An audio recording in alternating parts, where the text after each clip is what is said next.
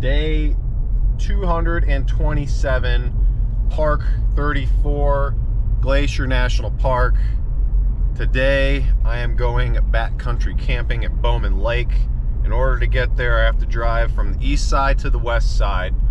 So we're gonna drive the Sun Road, and the Sun Road closes October 1st.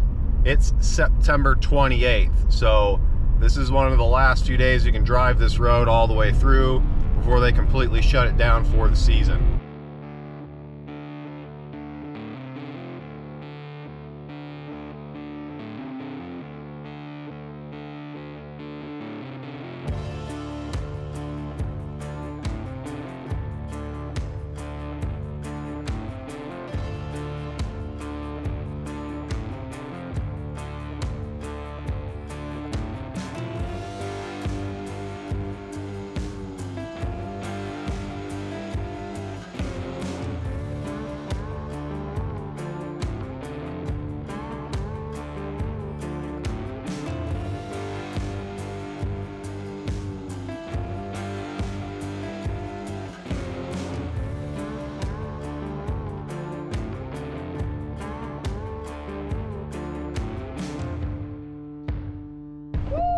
So I made a quick meal before I go and do this backcountry campsite and then have to hike back out tomorrow.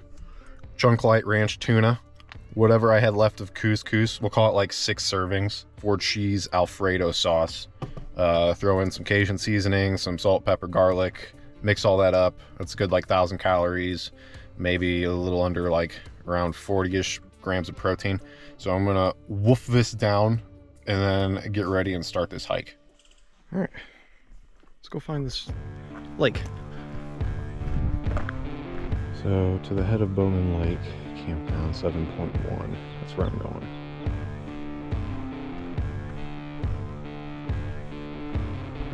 I am just doing one night at the head of Bowman Lake.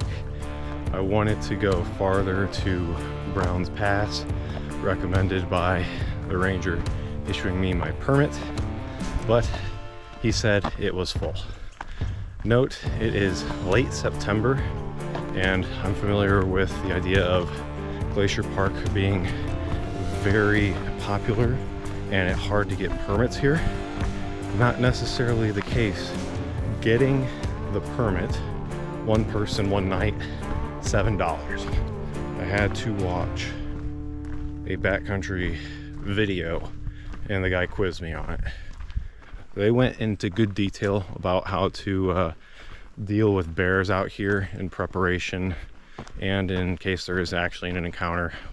Your typical bear procedures: clap, make noise when you're out in the woods, so that way the bear is aware and you are not being surprised or surprising it.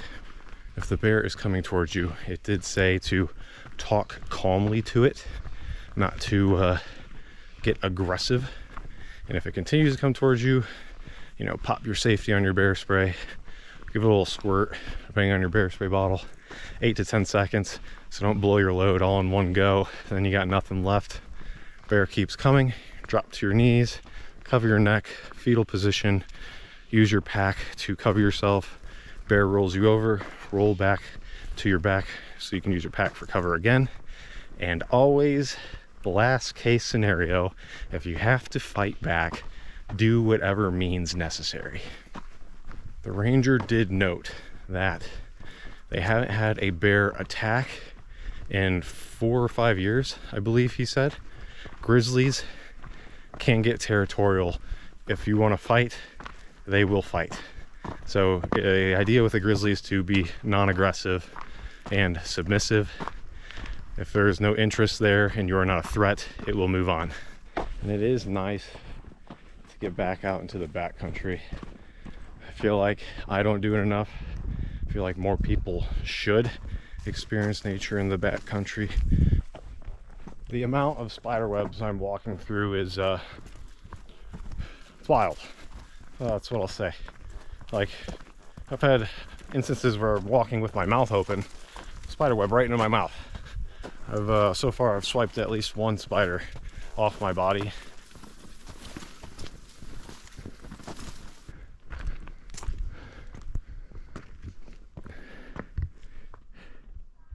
Damn, it goes that way a lot farther than I thought. Currently 7+ miles.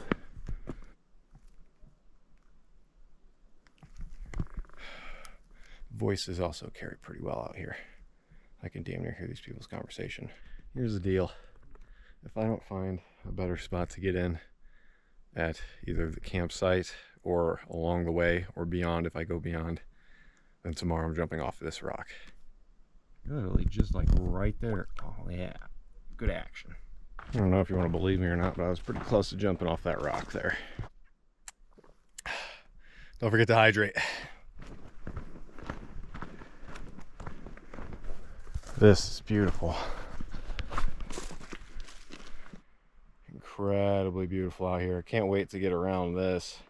Right now, as far as rocks go and openings, this is the most optimal spot to walk out into the lake.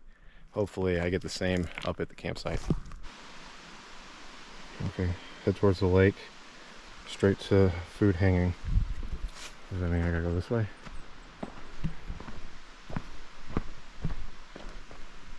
Our heads up here. All right, that's where we hang our food.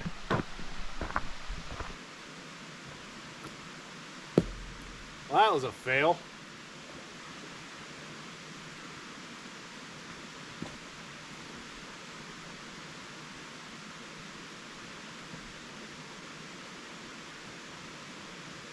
Food bag now hung. This must be the food eating area. Yeah, so they call this food prep area. If I just go along the lake, there should be 3 campsites right there, or I could go out that way towards people on my own.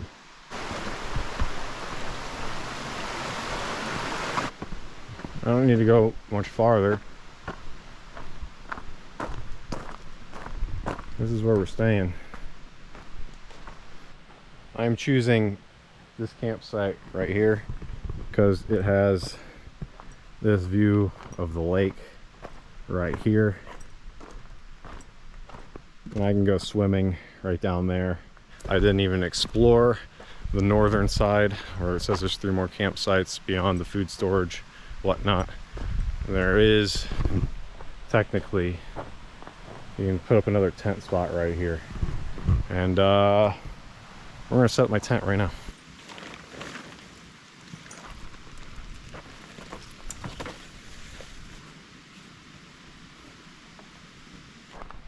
Had this tent since like 2017. It might have cost like 30 bucks at either Meijer or Target.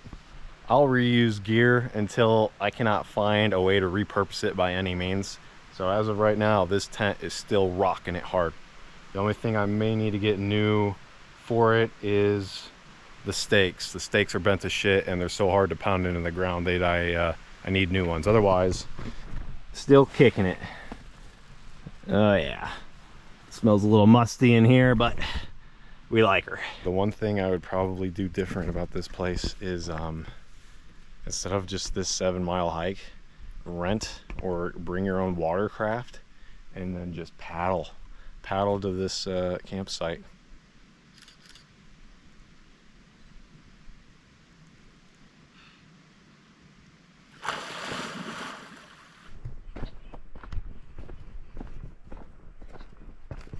Right now I'm just walking to the far side of the camp because I want to see what these other 3 campsites look at. As of right now, pretty sure I've got the best spot to set up a tent.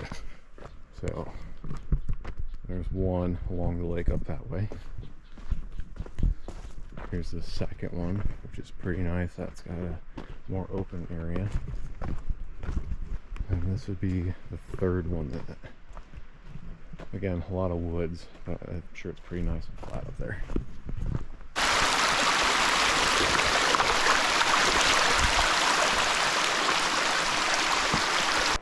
Handmade canoes out of wood. Look how thin these things are. All right.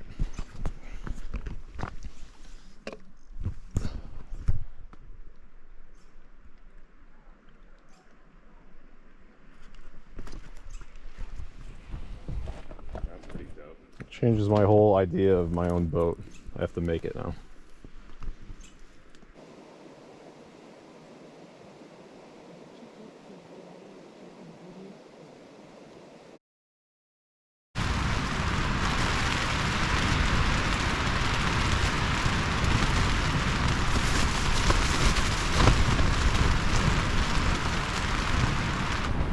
Day 228, Park 34, Glacier National Park. I'm in the overnight section of my trip, and I forgot my headlamp. It's about 2:30 a.m.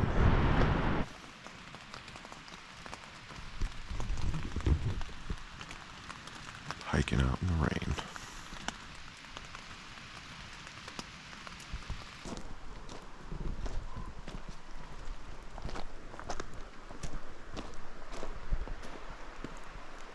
So, a little bit cloudy.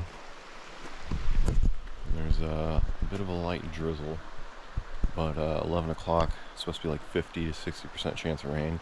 And right now I'm hitting a window where it's 8 a.m. right now, so I can get like a 2-hour, 6-7 mile hike in, hopefully before the rain becomes an actuality and not just a possibility.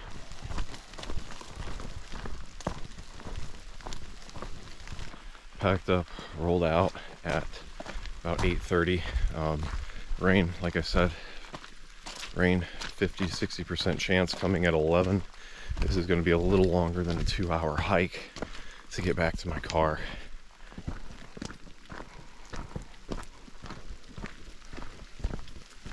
It's good to look at the weather before you leave. It increases your chances of knowing what's going to happen. I didn't look on a whole whim. It started to rain, drizzle, kind of windy last night, and now I'm dealing with it. Since I didn't bring pants, I'm hiking back in shorts, which means all this brush is going to soak my legs. I've already felt it in some of the overgrown sections of the trail, and I expect to be damp, if not wet or soaking, by the time I get to the car 6 to 7 miles later. So you had communal food prep, food hanging area, and a communal fireplace. I decided to not film me eating the MRE because there were other people there. One, that'd be uncomfortable for me. I don't like the idea of people seeing me film myself. I guess that's something I'll eventually have to get over. But beyond that, it was just good conversations. Thought I was going to be the only person there. Random strangers. First, older guy, 38, coming down out of the mountains from higher elevation. Did a 4-night through hike. And then 2 older guys, well into their 70s, paddled in on this guy's handmade canoes out of wood. And finally there were 2 more people who came in on inflatables, and they said they picked up at like a Walmart. The 4 of us being a 38-year-old dude and the 2 older gentlemen all hung around food prep area, shot the shit. And when a 70-year-old man hands you a beer in the backcountry, you accept it with a smile. So I already broke my sober streak on no booze there. That didn't last very long. We'll reset, but the more overgrown the trail and the thicker the brush means the more wet I will become. This is one of those hikes where it's primarily flat. So in my head, it's flat and it's a straight line. I'm basically just hiking the length of the lake, of Bowman Lake. So my shorts are almost completely drenched from all the brush and everything that just kind of like is off to the side of the trail. It's brisk out. I'm not gonna say it's cold. Probably like 40s. Wet rocks are not great to be on. I am around that crest there. Great view. I'm glad I went in the water yesterday at camp, because otherwise I'd be eating my words and jumping off this rock into the water right now. That's not necessarily what I want. I'm already going to be wet, and there's no sun to dry today. So, nice rock. Maybe another time. The two older gentlemen were from Missoula, Montana, and the guy was from Seattle, had a condo in Missoula, and what I came to learn was a lot of bear stories from activities in the area. And with that note, everybody always carries bear spray with them, except for me the other day, apparently. Anyway, I have another can of bear spray on my way into this side of the park. At the entrance, the ranger asked me, hey, you have bear spray? I said, yeah, it's in here buried somewhere. And then when we got done checking my permit and everything, I said, hey, I know I have one in here, but if the cases were that I didn't have a bear spray, what do we do here? He said, people that usually fly, you can't take this on an airplane, right? Makes sense. So they just drop them off. And then in that case, the guy just handed it to me. I was expecting to have to pay a certain amount of money. No, if you need bear spray, just ask the park ranger. They might relocate you to either like a visitor center or a wilderness backcountry center, and you should be able to get one of these for free.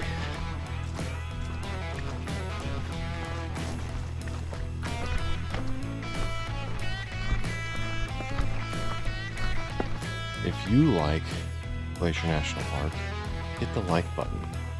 If you like all national parks and want to follow me to more, hit the subscribe button. Follow me on Instagram to see more of my landscape photography. I'm headed to Yellowstone, Tetons, Rocky Mountain coming up next.